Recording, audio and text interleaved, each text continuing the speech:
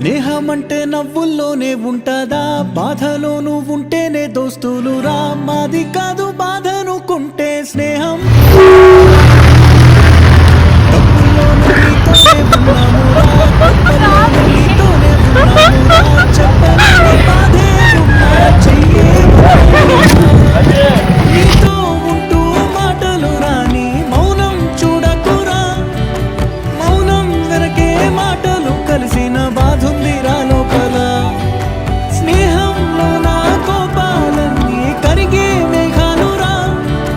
స్నేహం అంటే ఎప్పుడూ ఉండే ఆకాశమే కదరా.